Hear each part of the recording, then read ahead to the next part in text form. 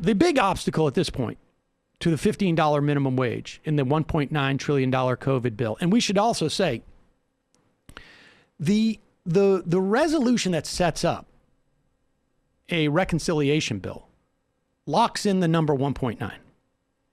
And so it's always a little bit in flux based upon what's ultimately going to be. That gets locked in before you actually formulate the bill. So it gives you essentially to use a sports metaphor, like a salary cap. Mm-hmm. And you can expend that on a power forward, or you can spend it on a great new point guard, or you can do some combination of the both, or whatever it is. I'm presuming the NBA has a salary cap. But yes, maybe they do.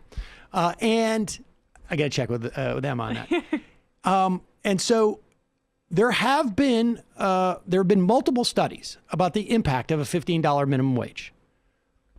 And it has ranged from it will provide billions more to the U.S. Treasury in taxes because you've got people making more money and that money is taxed and it goes into the Treasury and more money is spent. So it could expand the economy, arguably.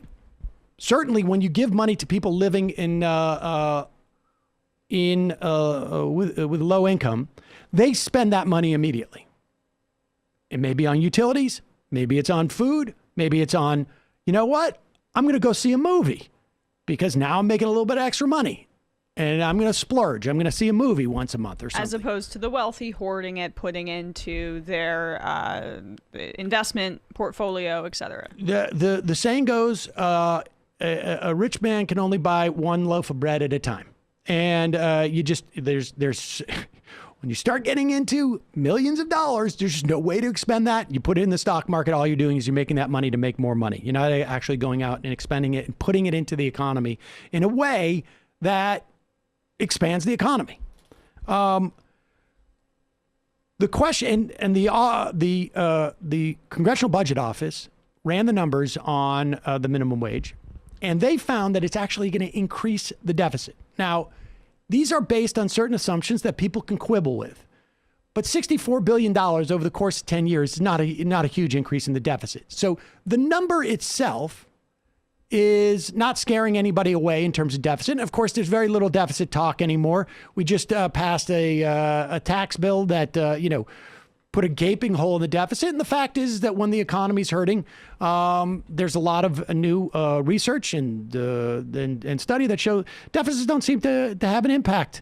And if the economy starts to overheat in some fashion, there are certainly ways in which you can slow it down, increase taxes. And there's also just a lot of repudiation of that CBO report because it's not as bipartisan as people think. It is headed by, I believe, someone with Republican ties. Oh yeah, it's a former person from the American Enterprise Institute is heading it, who was appointed by Trump. Yeah. But nevertheless, we can quibble back and forth about the accuracy of that report. But regardless of whose report you look at, whether it says it's going to create a deficit or a surplus, the bottom line is that it impacts the federal budget on one side of the ledger or another. And as such, Bernie Sanders, many others, believe that it qualifies under the Byrd Rule. However, the Byrd Rule being the rule that says under reconciliation, there's a whole series of laws actually that are associated with it, but the long and short of it is it must impact the U.S. federal budget. However, and so the parliamentarian rules on this says it's okay. You can go forward and you could vote on it. It can be included in this budget reconciliation. And we'll find that out within the next 48 hours, right? I think we will know this by Monday or Tuesday at the latest. Could be earlier. Here's Congressman Ro Khanna coming on and just reminding people, though, however, that not only can the parliamentarians say it can go in, but there is also a rule in the Senate that the Vice President of the United States, who is the President of the Senate, essentially, can overrule the parliamentarians' ruling. And here is Ro Khanna on with Lawrence O'Donnell on MSNBC last night. Lawrence, you started out perfectly, there is no provision in the Constitution that says that the Senate parliamentarian has any power. And Ron Klain is a brilliant constitutional lawyer. He knows that the vice president has this decision. And in 1975, Vice President Rockefeller disregarded the advice of the Senate parliamentarian when they actually lowered the threshold on the filibuster from 67 votes to 60 votes. And Robert Dove, a Senate parliamentarian who I know you respect because you served in the Senate, has said many times that people have disregarded the parliamentarian's ruling. So we should just be honest with folks. If there are political reasons that the White House doesn't want to disregard the parliamentarian for whatever reason, then just come out and say that. But know that this is the decision that the White House has. The vice president has every power to disregard that decision.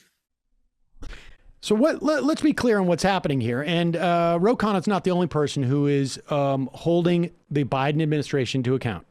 Because as Khanna said, Ron Klain is out there saying we would not. And in fact, here is the, Ron Klain had said we would not. Here it is. White House Chief of Staff Ron Klain made clear Wednesday in an interview that the administration is opposed to ignoring the advice of the parliamentarian. Quote, certainly that's not something we would do. Now, I don't know how the question was phrased. You can give me advice. I'm not ignoring it. I'm not necessarily going to follow it either. And I may overrule it. But Representative Pramila Jayapal, who is the chair of the Congressional Progressive Caucus, appeared on MSNBC also yesterday. That Democrats, quote, made a promise to people across this country that we're going to raise the minimum wage and that we're going to put money in people's pockets. It's been 12 years since we raised the minimum wage. And if we're going to make those promises, we have to be able to deliver on them, Jayapal said.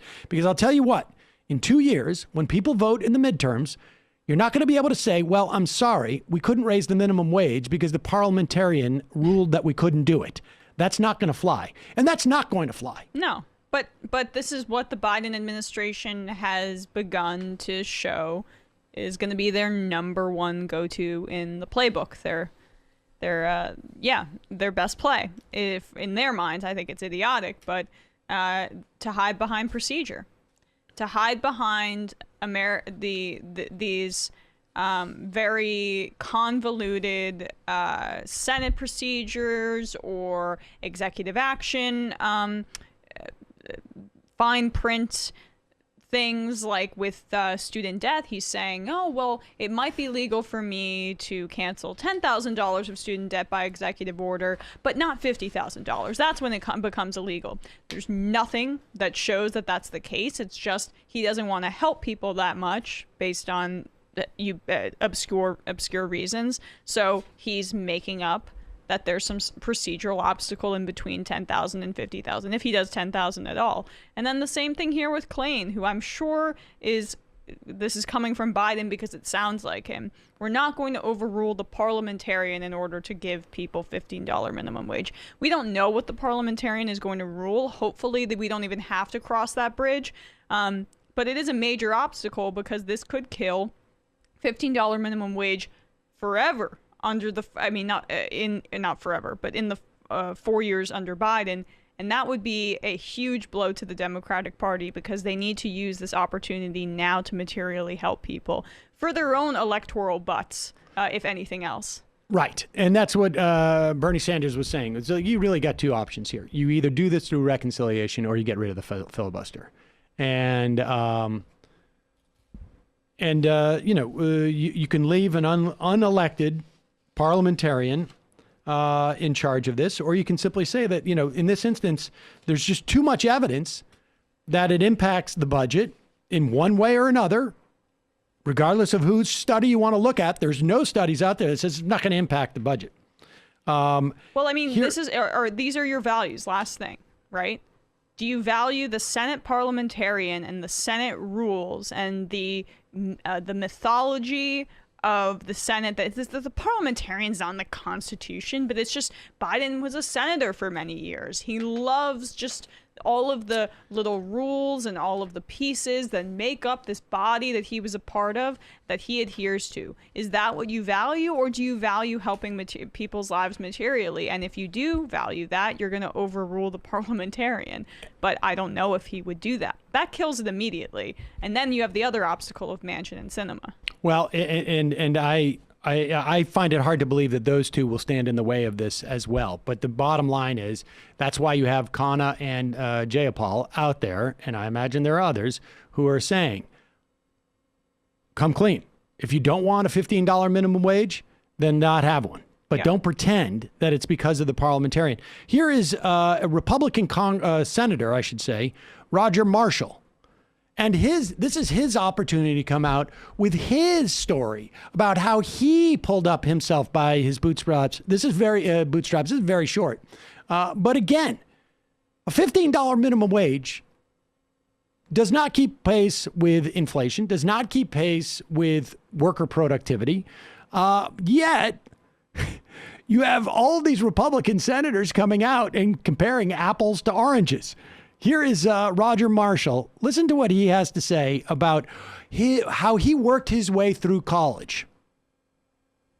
I worked with about 15 other high school classmates through high school and junior college with a great part-time job, and it was a great supplement to my income and helped me not have any debt when I finished college as well. Yeah, okay. Well, according to this tweet from Bubba Prague, who is this from, Brendan? This is Timothy Burke, is his name. Timothy Burke. Where is he from? Do we know? He used to work at Deadspin, and now he's got his own media outfit called Burke Comms. And he makes the point that Roger Marshall's argument for not raising the minimum wage is that he had a minimum wage job and paid for his entire college tuition. When he graduated from Kansas State University, tuition was $898 a year. Not $898,000. Not $89,000, not even $8,000 a year. It was under $1,000 a year. Not even $900 a year. It is now $10,000. It is, in other words, more than 10 times more expensive to go to Kansas State University. The minimum wage then was $3.35. And now it is $7.25. Do you see the difference there, right? Yeah. One is 10 times less, and the other is just half. Or double. All over. Yeah. Yes. I mean, there is a problem with old people like myself that we just sort of assume nothing has changed. How dare you? Yes. You're not old.